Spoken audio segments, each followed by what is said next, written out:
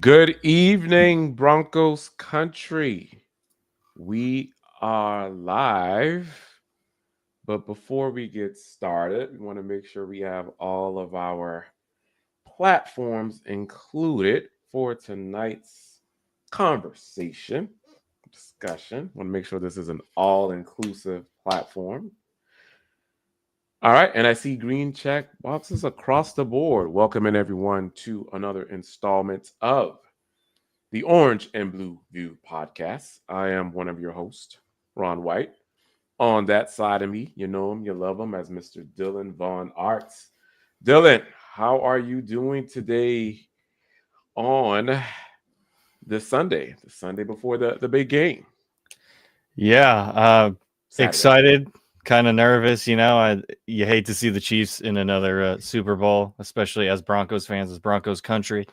Um, but I'm a little optimistic about the matchup this time around with Vic Fangio. I know we were talking a little bit before we went live, but I think Vic Fangio gives this Eagles team an edge that they didn't have the first go around. So hopefully, fingers crossed, we get a Eagles win tomorrow. Yeah.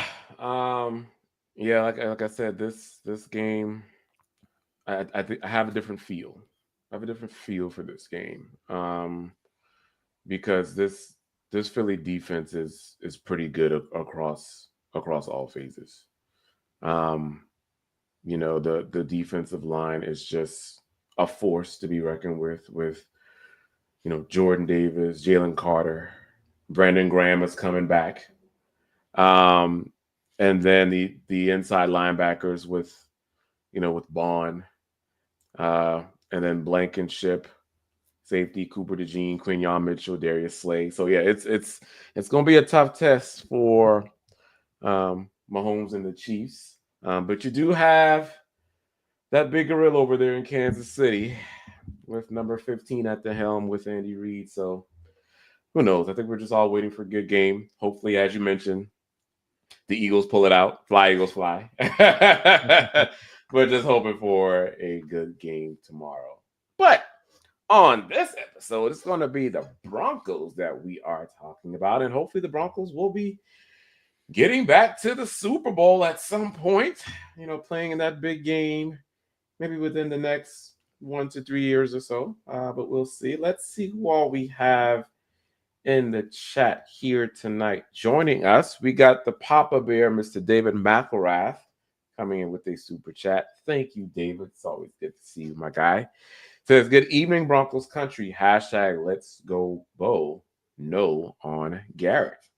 Right? Well, again, thank you, David, for coming in. And we will be, yes, getting to Mr. Myles Garrett here shortly.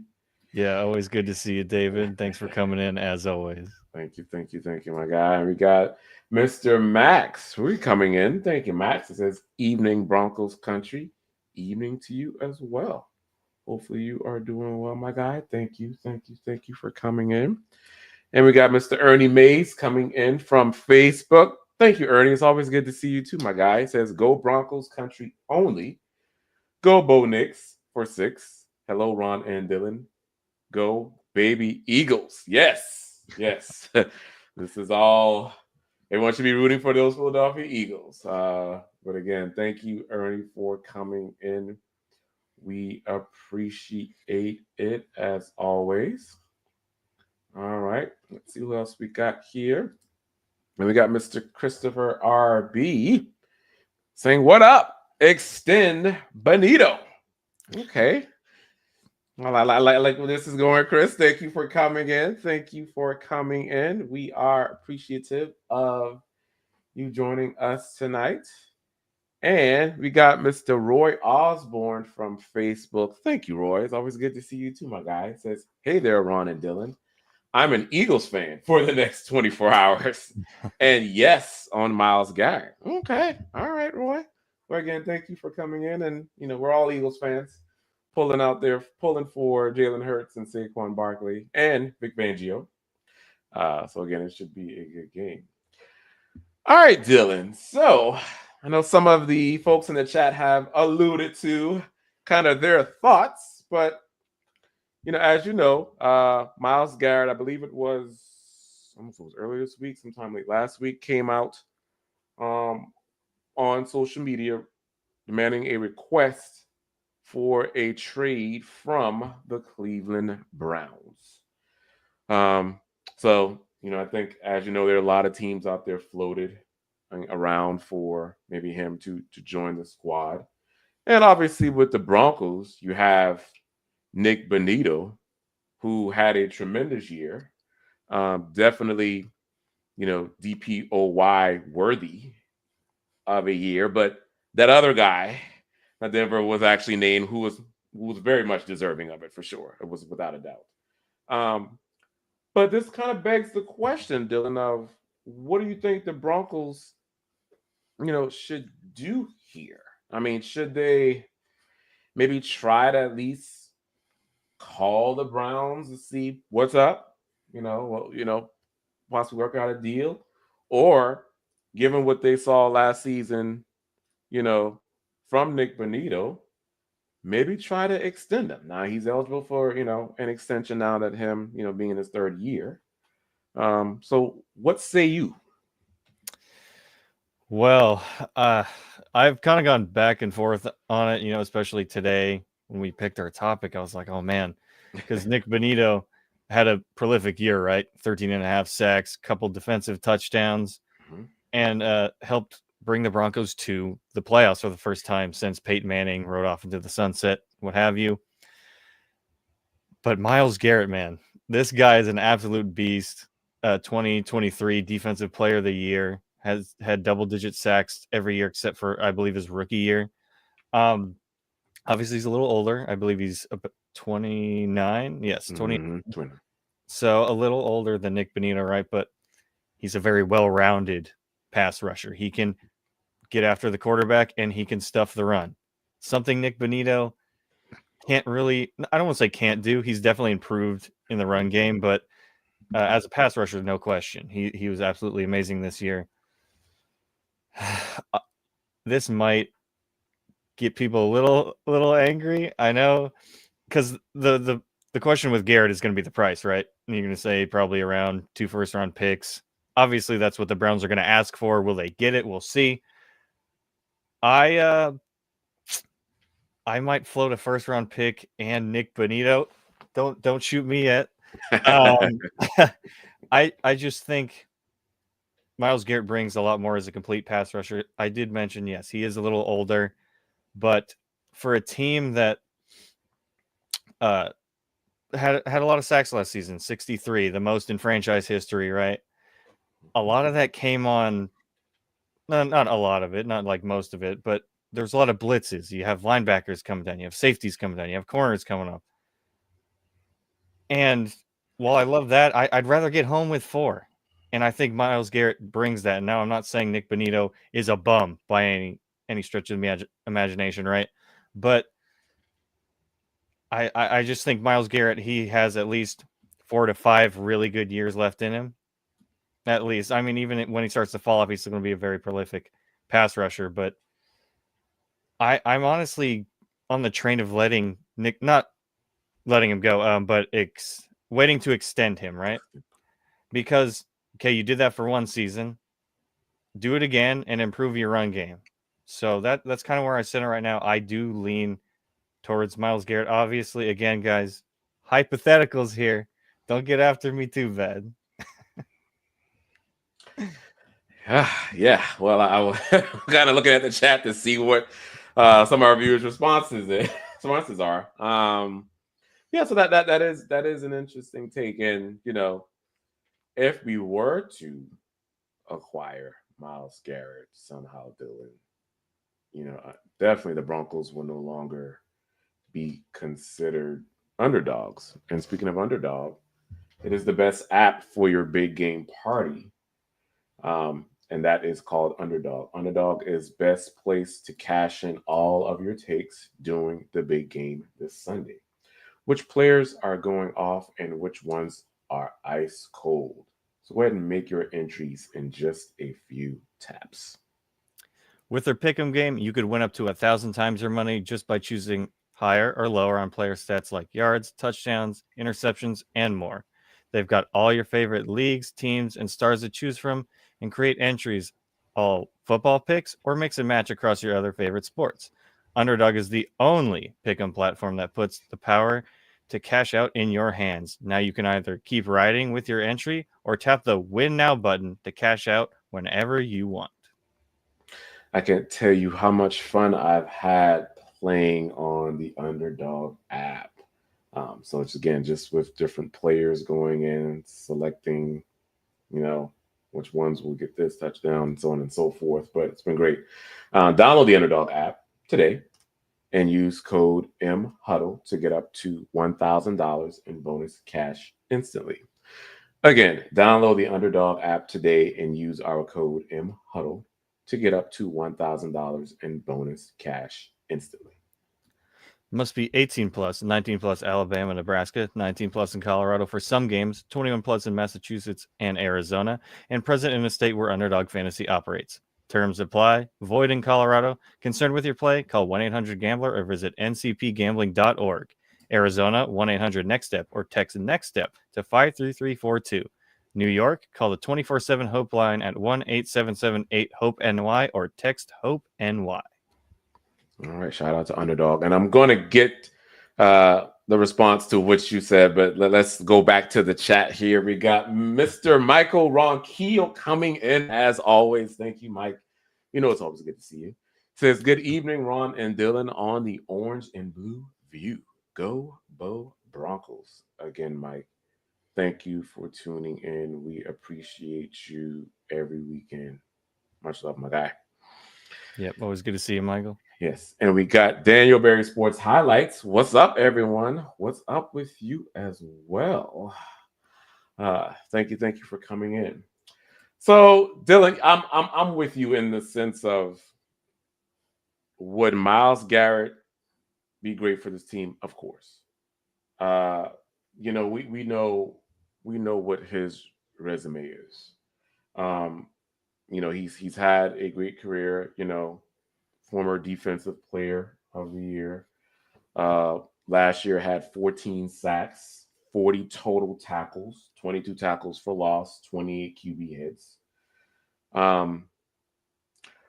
But you know, I'm looking at Myles Garrett's numbers compared to what Nik Bonitto had. 4 passes defensed, 2 defensive touchdowns, 13 and a half sacks, 48 total tackles, 16 tackles for loss, and 24 QB hits. And while I would love to see Myles Garrett in a Broncos uniform, the reason I hesitate is because the capital that you're going to have to give up for him. And you mentioned 1 first round and Nik Bonitto, and I don't even think that starts the conversation. Yeah. The way I see it, it's probably going to, I think it's going to be at minimum 2 first round picks, and then maybe a later round pick and or a player. Just because of, you know, again, how dynamic he is. Now, you know, that's why I would want the Broncos to at least hold on to Bonitto. Now, I know he's eligible for that extension, but I mean, essentially, there is no rush to extend him because I think you alluded to it in the sense of you may want to see it 1 more year. Now, you know, his rookie year didn't really provide much impact. Obviously, I believe that was the Hackett year. So you know how that goes. And you know, last year you kind of started to see him come into his own. But yeah, this year is kind of where it took off. But I do think that, you know, the Broncos probably would want to see it, you know, maybe want to see it 1 more year and then do that extension next year. But I say all that to say, you know, you want to kind of wait it out, see next year what he can do, because he may give you some of these similar numbers. You're hoping that he does, that you will know that that contract extension is worth it. Now, I'm looking at it from the perspective of, you know, if there were a deal that is to be done, I'm thinking something along the lines of a 4-year deal with Bonitto, anywhere roughly between 90 to 100 million. So, you're looking at roughly between like the 23 to 25 million APY, maybe with like 40 million guaranteed. Again, just some rough numbers, and obviously that won't put him up at the top, where your Bosa or your TJ Watt is, but that's around the salaries of kind of what a Joey Bosa makes, what a Von Miller makes, and I think based on what Bonitto at least has done for you this year, I think that's doable, and I think that's fair. But yeah, Myles Garrett, love the player, love what he can provide. It's just what you're going to have to give up for him. And Dylan, we're also looking to build this offense. I mean, we're talking if we have to give up 2 first-round picks, you're compromising a blue chip player because there are talks out there, obviously Ashton Genty, Tyler Warren, Colston Loveland. So you want to have a shot to get one of those players to help Bo. Absolutely. And obviously, again, this is hypothetical, right? In a perfect world, I would love to have Myles Garrett. Do I think it's going to happen? No. Yeah. But this is more of, do I want it to happen? Absolutely, yes. But like we said, would it be nice to do a first of Nik Bonitto? Yeah, that's probably a dream scenario there, right? But like you mentioned, it could take a couple first round picks, and that's if we were Myles Garrett away from winning, you make that trade, right? Like if you're the Lions are like I've predicted he's probably going to go either to the Lions or even the Eagles, something like that. Washington too. That's another great spot. But yeah, I totally get where you're coming from, and just back to the part where we're talking about extending Nik Bonitto. Like, yeah, you can wait another year. Let's make sure he is the real deal. Let's see him stack great years, right? And the guy I'd be looking to extend right now is Zach Allen because he has proven back to back that he deserves a new contract. So just keep building up on that defensive line and pay the guys who earned it. Not that Nik Bonitto hasn't earned it per se. Just do it again. Yep. Keep stacking them. Yep. And Brad and then Todd, I'll kind of grab both of them because they're referring to, the contract here. So yeah, looking at as far as the price, guys, I think maybe he would want a little bit more, Myles Garrett. I think in this next contract, probably looking because I think right now he just signed, well, not just, but in 2020 he did sign that 5-year deal, 125 million, 25 million, APY. So I mean he's probably looking to get maybe upwards of in the 30s. With this extension, even maybe a little bit more guaranteed. So yeah, I mean that does factor in, and it'll probably be like another 5-year deal, which I think Bonito's probably going to want just the 4-year. So you kind of have to factor in kind of those logistics in when you come to a contract, and but I do think Bonitto, I'm with Brad here, that I just think sticking with Bonitto and giving him another shot. And again, I'm with you. Like it's okay if they don't pay him this time. It's fine. See him do it again, and then we can go back to the table to get that extension. Exactly, and you're right. He's probably going to ask for a new contract, maybe up his money.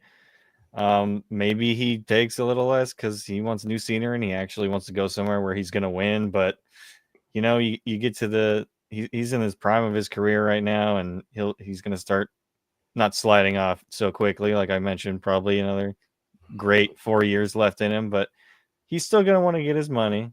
And there's teams that are going to be willing to fork over either more draft capital and guaranteed money in a contract. Yeah, and Todd, with the whole Higgins, I don't think Count me out on that going to one. happen. Higgins, well, you can count me out, and I just don't think it's going to happen. Even if the Broncos had receiver as like high priority, I don't think Higgins is who they target. Um, Mhm. Again, I know what you're saying. Higgins is great when he's on the field, but the problem for him has been his health.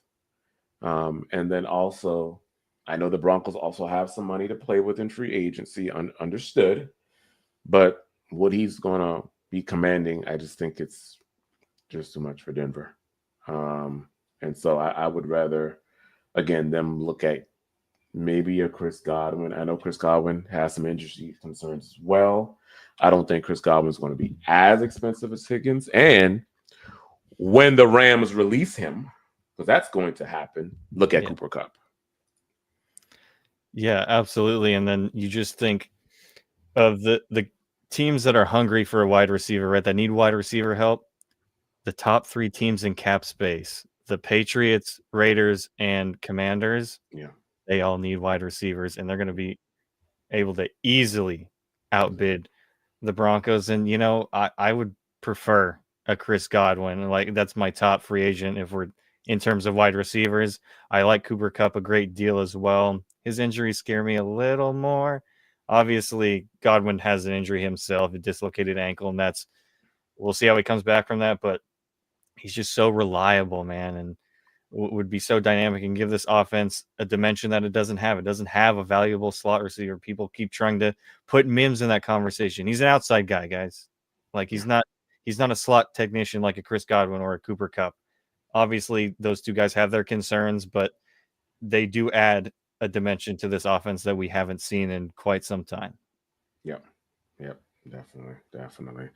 But thank you, Todd, for that last portion. And we got Mr. David Yunkin coming in. Thank you, David.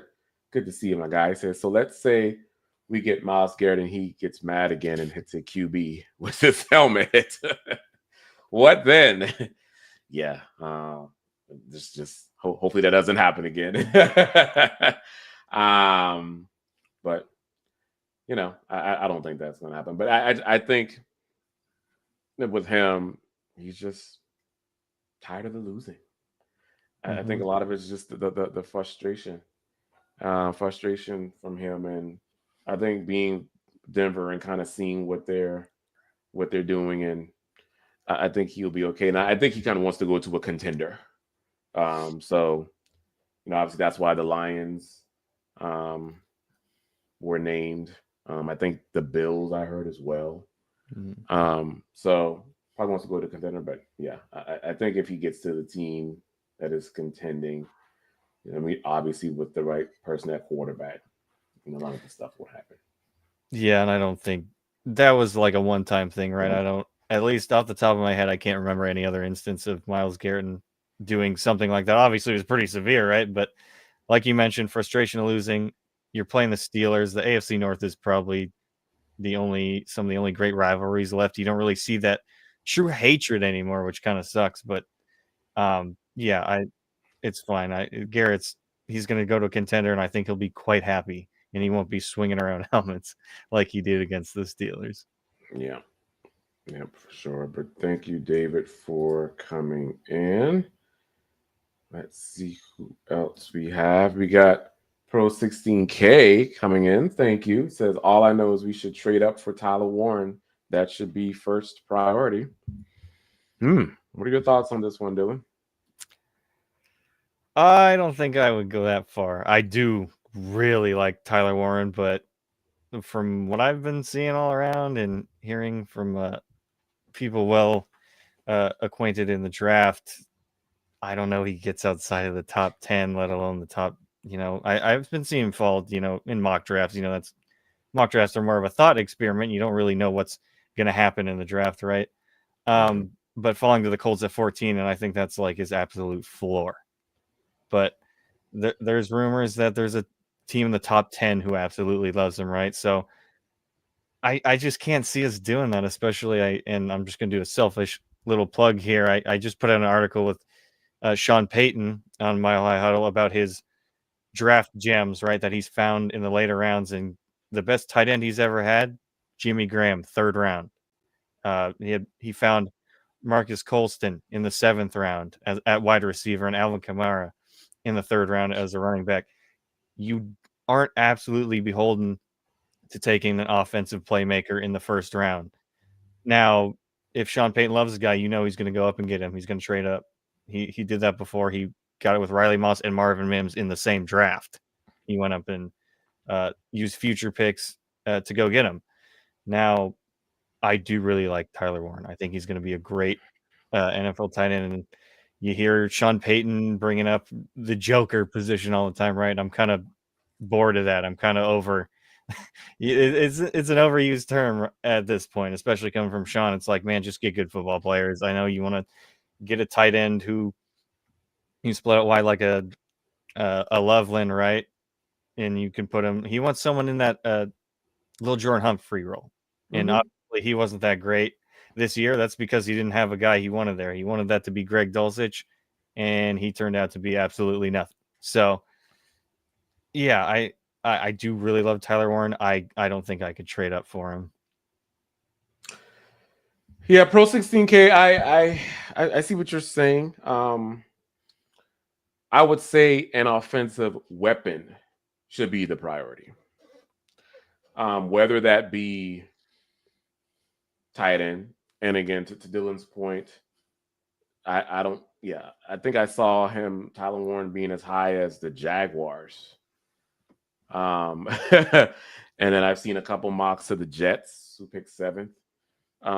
So yeah, I wouldn't want to trade up for Tyler Warren, as great of a prospect as he is. I just don't want to have to trade up to get him. And if you're sitting there at 20, Colston Loveland should be there. Now I'm hoping Ashton Genty falls. I still don't think it's going to happen, but that's just what I would love to happen. But yeah, I just think some sort of weapon on offense that can help Bo out. I do think that is the priority. And as Peyton referred to it, it is sit down with Kay Adams. That Joker, which again he emphasized running back or tight end. Now, a lot of people kind of misread him in that quote, Dylan. And again, he never said that wide receiver wasn't a priority. He did say he likes the wide receiver group, and I think for the most part it was encouraging this year from what we saw from the wide receiver group. But that doesn't mean that they won't go out in free agency and grab someone at wide receiver. But I think the priority, the focus to really kind of make this offense gel is at the running back and the tight end position. And again, Pro 16K, it's at 20. What do you do if a Colston Loveland's there? Grab him. Maybe you trade, back with another team, and maybe you can pick up another second round pick or something, and even get like a Marion Hampton late in the first round. That's not a bad strategy. But yeah, somebody on offense for sure, priority. But again, thank you for coming in with that. Extremely appreciate it. Let's see who else we have here in the chat. So a lot of people saying also no to Cooper Kupp. Let's see here. Give me 1 second. I got Todd Olsendorf with a few names here. Thank you, Todd. He says Loveland, Judkins, Devin Neal, and Elijah Arroyo. Yeah, I love all of them, Todd. All of them. And again, with Loveland, I think Loveland will be there when the Broncos pick. It might be a scenario where Warren is gone, and then I think the tight end has been mocked to the Colts, I believe, Dylan. Mm-hmm. So the Colts may stag Loveland, depending on how the board falls. Obviously, if Tyler Warren's already off the board. But yeah, again, that's where you trade back, and maybe you can get like that Amarion Hampton or some other, or Alec Io Manor, or someone of that nature. Judkins, I like how Judkins moves. Nice, quick feet. Devin Neal is becoming a favorite of mine as well. And at the Senior Bowl with Elijah Arroyo, I mean, he really showed me something. How he was just so smooth with his routes and down the seam. It was nice to watch, and you just think about how that can be used in this offense, Dylan. But yeah, those are all great names, Todd. All great names. Yeah, Loveland obviously sticks out. He moved around a lot at Michigan. They used him in motion. He basically split it wide in the slot. You could put him anywhere. He's not really an inline kind of guy, but he can block good enough to where he's kind of like a big wide receiver, right? You could put him as that big slot and use him as that joker role in the offense. I'm a huge fan of Devin Neal. If you, any Buffs fans out there, he absolutely kicked the crap out of them. Great receiving back, very shifty. Arroyo as well. I think he'd be great at tight end, like you mentioned at the Senior Bowl. Very fluid, and he's rising up draft boards pretty quick. You also mentioned Judkins here. I'm more of a fan of Travion Henderson. Mm-hmm. I think Yep. when you think of that joker role and it being a running back, this Henderson can block, he can catch, and he can sure as hell run. He's very explosive and fast when he gets to the second level of that defense. So I would prefer him, but Judkins is also a great option there. Yes, definitely. Yeah, Henderson's fun to watch as well. Um, when I saw, think there's that clip. Who were they playing in the playoffs? I think it was Texas, and he Mm-hmm. went for that long touch. Just how he was able to get over when he went. I was like, yeah, the Broncos can so use this. And yeah, so he's good. When it comes to running, pass catching, and again, Judkins is the same. So any one of the Ohio State running backs, I think, would fit this offense well. Um, then again, this class is so deep with running back talent. And Genti's gone, right? It's your Hampton, your Devin Neal, the two Ohio State ones, Rashad Smith. There are quite a few there. But again, Todd, thank you for coming in with that. And you got Kenneth also saying, "Yep, Elijah Royal name climbing up boards. Yes, he is. He's climbing up quite nicely. Again, he had a very good showing at the Senior Bowl, so um, I would expect him. At this point, Dylan might be. I think he's probably still projected round 3. Probably maybe can get into round 2. But yeah, he's definitely climbing up. Yeah, For absolutely. sure. He could be a weapon, a great weapon on any offense, and like you mentioned, just how fluid he is. He could fit into a lot of schemes. I could see him going in the second round. We talk Mm-hmm. about all the talent at running back. There's a lot of talent at tight end, and he is quickly uh, getting up to that top 3, top 4 conversation in terms of tight ends. Definitely. Um, let's see who else we have in the chat. Yep, Todd. Yep, same wide receiver should be addressed with the veteran, and I think that's the takeaway from that there, Todd. Right? Is it seems as though he wants to get that running back tight end from the draft, kind of look at free agency, um, maybe as that veteran option because again, that slot role, Dylan, is so obvious that the Broncos just need a true slot. And I know a lot of people out there don't like Cup, but I'm actually okay. Once he's Oh yeah, released, if Cup, signs with the Broncos. I mean, yeah, he's not what he was. He's no longer he's no triple crown runner of 2021.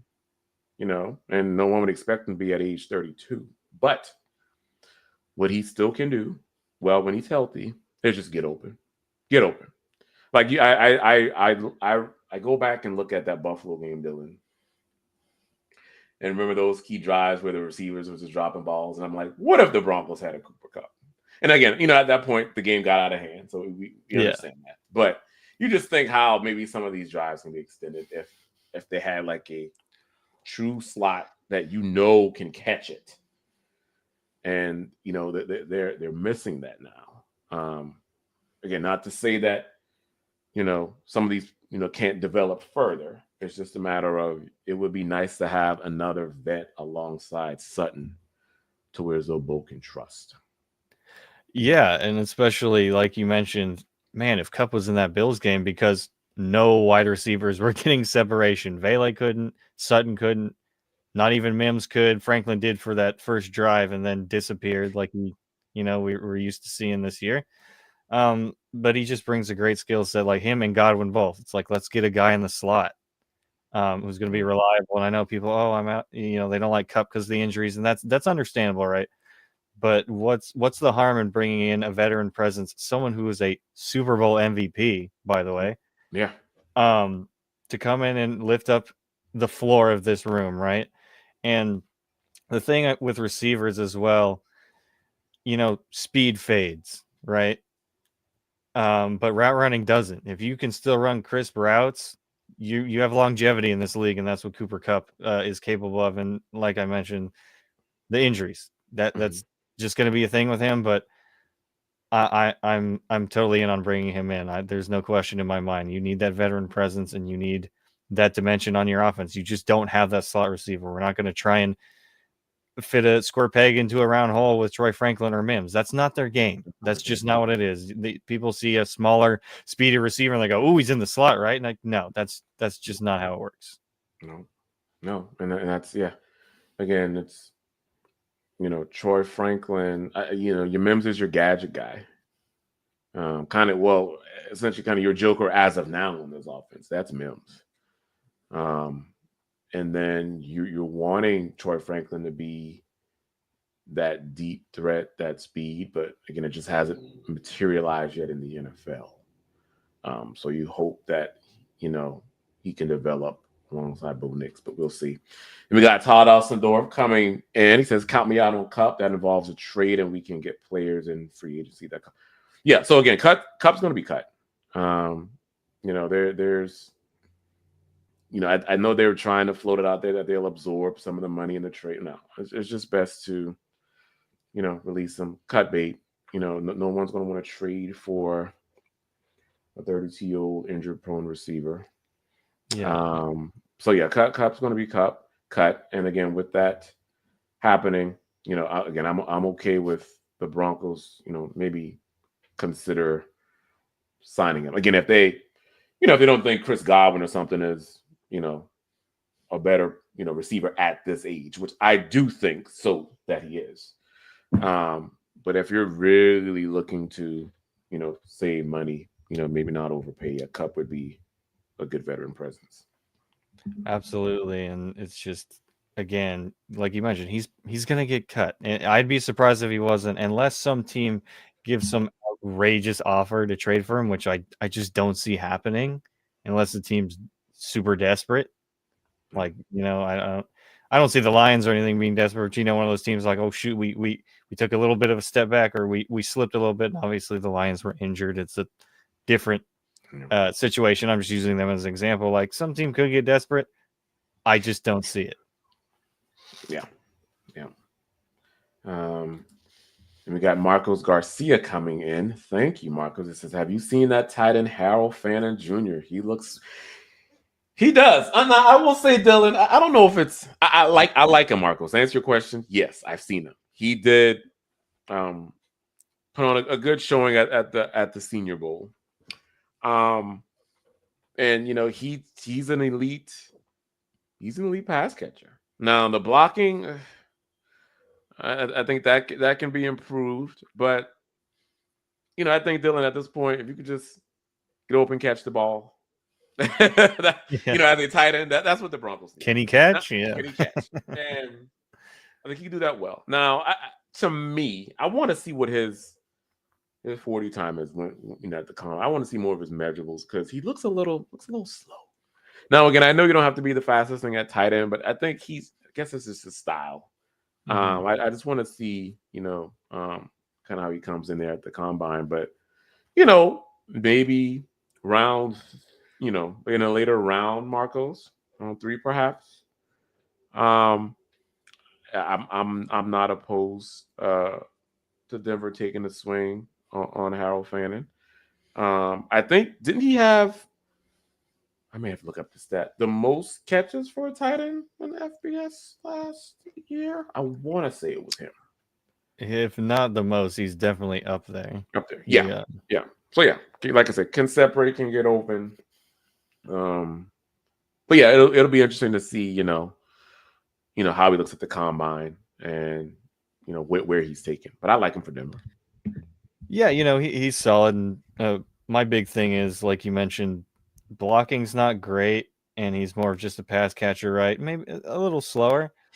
At that point, I'd probably just be looking at a wide receiver. I Yeah, mean, not to disparage him. I think he could be something. He could be solid for the Broncos. But at that point, it's like maybe I'd rather have an Alec Aome or a Jack Beck, who shoot, he might even be a first round pick at this point. might be. He's played so well, but like why I would rather have a Jack Beck who can catch passes and block.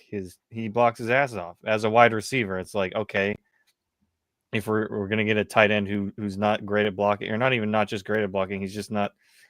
I don't know. He's just not that good at it in general, and it's like maybe I would just look at a wide receiver at that point. So if they were to take him, I don't even know if I personally take him in the third. I would, unless Sean Payton absolutely loves him, I would say fourth round for me starting, but doubt he lasts that long. Yeah, yeah. I mean, as far as like, yeah, for me, there are too many tight ends, even that I have ranked way above him. Mhm. I like Mason Taylor over Fannin. Um, I like Gunnar Helm over Fannin. Um, I like Arroyo, as we were just talking about. I Mason like Taylor is I like cool. I like Terrence Ferguson over Fannin, quite honestly. Yeah. Um, so yeah, like I said, if it's a later round pick, Marcos, I'd be okay with it. I just don't want Fannin, in any of the premium rounds because I just think there's a lot to be desired there still. But again, he can separate, for sure. And again, we'll see as it goes through, with the combine. They start to show skills and start to rise up, boards. And as Todd mentioned, Andrew Mason said Fannin has the highest ceiling of all the. Yes, I know.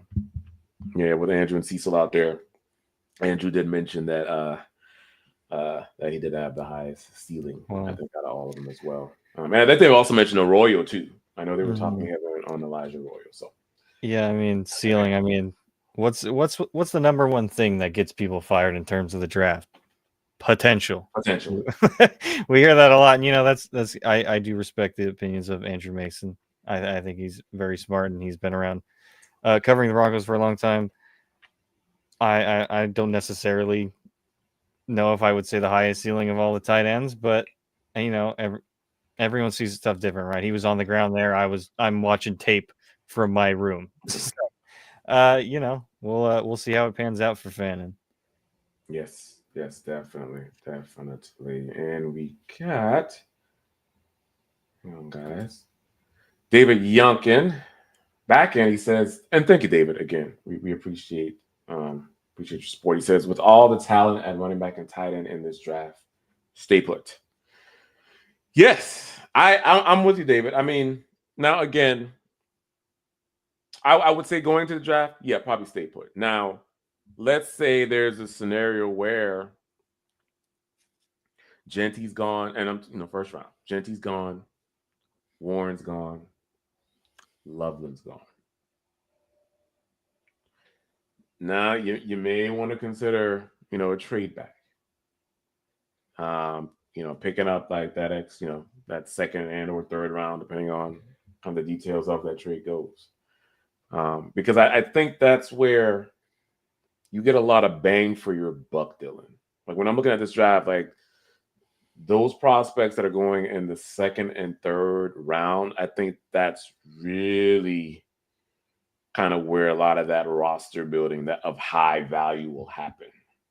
Um, and so, like you said, that's where the Travion Hendersons, the Quinshon Judkins, maybe the Mason Taylor, the Besh, Io Manor, right? You can maybe find a lot of those good prospects, maybe like talking early second round for sure. So yeah, I would maybe do that scenario again based on how the board falls, David. But yeah, going into it, Yeah, stay put. I mean, I think again the Broncos' chances at 20 with a solid player on offense are pretty high. Pretty high. Again, even if it's a Mecca Buka. And again, I know the receiver talk, they were looking at maybe veteran free agent, but the guy can play. Mecca Buka can play. So even drafting him there at 20, if all your other ones are gone, I'd be okay with that. But yeah, we'll see how it shakes out. Yeah, you got to take and first of all, thank you, David, for coming in as always. Appreciate it. You can't go in the draft so close-minded. Obviously, a great philosophy is you go into free agency to fill some holes so you can kind of take some liberties in the draft, right? I'm of the mind that if there's not a tight end or running back they love, don't force it. Don't take one at 20 or, try and, get scared. Oh, no, I have to trade up to get Loveland or Tyler Warren, right? There's plenty of other great players. I think a smart strategy, and this might not be a popular, but build up those trenches. Throw another pick at the defensive line. I Yeah. mean, you see the teams in the Super Bowl along the offensive and defensive lines. They're stacked. They keep throwing resources at that. That's why the Eagles' defensive line is so dominant. And of course, you have John Franklin Myers. I'd love them to bring him back, but maybe you want some options there. DJ Jones, is he going to stick around? Malcolm Roach was solid too, but it's always good to have a rotation there. So shouldn't try and pigeonhole yourself there. And safety as well is actually Yeah, I was just going to say that. a need. Yeah, People have been downplaying it a little bit because safety in the first round. Well, Malachi Starks and Nik Imanwari, they're those there. guys are difference makers, man. I mean, by the chance that someone gets a pass beyond Patrick Surtain or Riley Moss, you need someone back there to lay the wood. And what's his name? The draft, not Bucky Brooks, his partner, Daniel Jeremiah. Daniel Jeremiah. He described Nik Imanwari, and obviously it's a comparison, right, to Derwin James. Like it's not going to kill you to have that in your secondary and build up on that defense. Mm-hmm. Yeah, yeah. I think he had said more athletic. The Derwin James was his comp, and then as you mentioned with Starks, they're already saying that he could be a Kyle Hamilton like, even better. So again, those are underrated needs for Denver, and if a top player at their position is sitting there at 20, why not take Malachi Starks if he's there at 20? I mean, he's a top player at that position. Or even defensive line, as you alluded to. What if Walter Nolan is just sitting there, at 20? I love that guy. So yeah. Well, he's a beast. Walter Nolan is a beast. Um, so again, I'd be okay with that. Again, we understand priorities on offense. We get it. We want to help Bo out as much as possible. But I mean, some of these defensive prospects, if they're sitting in your lap, you have to think long and hard. Um, so, but yeah, David, thank you for coming in. All right, doing a quick time check. Ooh, already at 48 minutes. All right, guys, we're about to wind it down here. Let's just look to see who else we have. Oh, we got Kenneth. Yep, we just talked about Walter Nolan. Yes. Someone just shout you out, Kenneth. Yeah, again, a beast, a beast. At the Senior Bowl again, when they had clips of him, I'm like, man, this dude's standing out, just wrecking ball. So just imagine that you mentioned, right? What if they can't bring back DJ Jones? Because that's a serious discussion now. You always want to have bodies on the defensive line. That feels like you always want to build upon a strength. So guys sitting there at 20, I love it. He's a stud. He's a stud, Ken. And even Darius Alexander from Toledo, he's a stud too. Saw some film of him there, and yeah. So I think any one of those selections, I would love. I would love. Yeah, and I just want to throw out maybe more of a dark horse name. I'm not sure how many people have really talked about him, at least in Broncos country. But Jade, I believe it's Jade Brown or Barron, Jade Barron from Texas. Mm-hmm. He's like kind of like a hybrid, like slot corner kind of guy. I could see him coming in, and there's a lot of love for Jaquan McMillan, and I do like him quite a bit. I would kind of like an upgrade there. That might sound kind of crazy, but there was a lot of plays where he was falling behind his receiver, and there's a lot of misplays, and people want to gloss over that because obviously he's had some amazing interceptions and turnovers in that pick six in the Browns game, but I think that's a dark horse. Maybe I don't know that the Broncos go in that direction, but that's a guy I do really love in this draft class. He's a stud. And it was in the back of my mind, Dylan, of corner, like because yeah, he's a good one. If I see it maybe as kind of how they prioritize different positions if they move back if he's still there because I think he's probably I think PFF had him ranked I think like early 30s when it came to prospects. So that might be somebody if the Broncos move back, they maybe can select. Maybe if they trade it, with Buffalo or Philly or someone, and if he's there, snag him. But yeah, he's good. He's really good. I think the top corner is what was it? Will Johnson? I think Will Johnson's the top. You got Travis. Oh yeah, obviously Travis. Yeah, Travis. Will Johnson, Benjamin Morrison. Yeah. Mm-hmm. Yeah. So a lot of options there at corner two. All righty. Let's see who else we have. And we got Malcolm Miles trying to have the most receiving yards. Okay. Reception yards. Okay. I know it was the most of something. Thank you, Malcolm. Appreciate that. And then there was one I wanted to grab from Mike, and then there was another one I'll grab, and then we'll close up. Thank you, Mike, again from Facebook. We appreciate you, Ron. It says Nick from Broncos for Breakfast and Building the Broncos said, if Wildcats wide receiver McMillan slides in the NFL draft, he likes him. Yeah. Yes. He's my favorite receiver in this draft. Just big body, good speed. I mean, just how I see him in a lot of those games. I'm like, just a big time playmaker weapon. I would like. Now, if he slides, if he falls, we'll see. I still think I don't know. I guess it depends on, combine yet again, how he comes in with his measurements. But if he does somehow get to 20, I'm thinking about him as well, Dylan. Because, you don't know, with Cortland Sutton in a few years. And then again, we were just talking, just this receiver room in general. I think he can help out, but a tremendous talent, and I'll be all for it if he does slide and get to the Broncos. Yeah, and that's a great point from Nick. I could see McMillan falling, right? You never know. There's always seems to be that one guy in the draft who seems to fall, right? And I feel like McMillan doesn't really get a lot of talk these days. I mean, obviously, there's a lot of Broncos centric, right? But I reach out and listen to all sorts of perspectives and whatnot, and that's a name that could fall. He reminds me a lot of Drake London in a sense. Yeah. And you could have him again as that big slot receiver, right? You could have him as that Joe girl. I know Sean Payton kind of emphasized tight end running back, but if a guy like McMillan could easily take up that role, no doubt in my mind. Mm-hmm. Mm-hmm.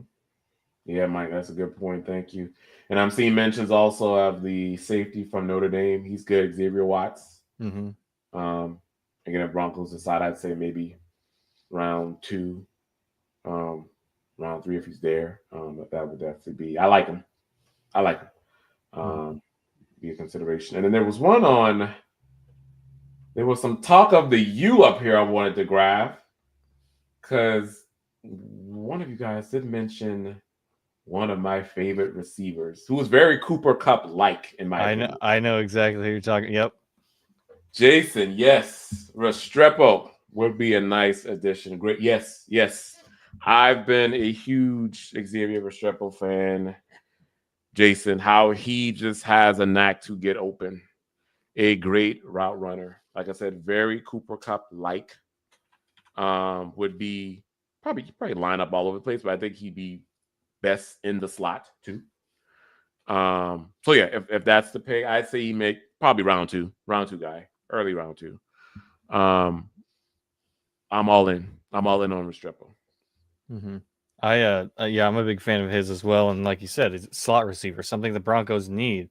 That's another reason why I'm not really big on T. Higgins. Is he great? Yes, but we already have these jump ball guys, right? You got Sutton, I don't know if Little Jordan will be back, but um, we kind of already have that dimension to our offense. We need to diversify to make this offense more dynamic, right? Give Bo a weapon who's going to be open over the freaking middle, and he's going to catch the ball. And I think Restrepo would be absolutely a great pick there. And it kind of leads me to think, because you mentioned probably early second round, and I agree with you there completely. There was talk of trading up for a weapon in the first round.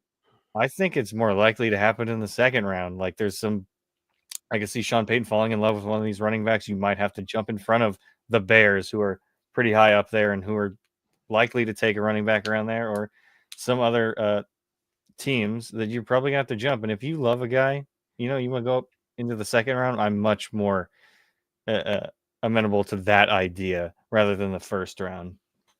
Yeah, because and you bring up a good point because now what was I wouldn't say a fear, but I think something to consider now is Chip Kelly being the OC for the Raiders and the implications of that. Because he was the OC for Ohio State. Mm-hmm. And now he's probably going to want to target an Ibuka and or a Judkins and or a Henderson. Mm-hmm. Right. So you have to think about things like that of maybe trading up, above them to try to snag one or several of those players. So yeah, and I think, now again, will all fall down? No, right? As we mentioned, this class is loaded with running back. The running back talent is out of this world. And a lot of them can run hard. They're great pass catchers. They're great blockers. They can do everything well. So I trust Sean Payton's judgment, and George Payton's judgment as well, um, to make sure that they get the right ones. But yeah, Jason Restrepo, I think he's underrated. I really think he's an underrated receiver in this class, and I would love him in Denver as a true slot. Love it, love it, love it, love it. All righty, guys. Well, thank you all for tonight's show. We appreciate each and every one of you for coming in with your questions, comments, draft talk. I love it. I love it. I love it, Dylan. If you guys have not done so already, make sure you subscribe to the channel, like, and share across all of the platforms. We greatly appreciate it.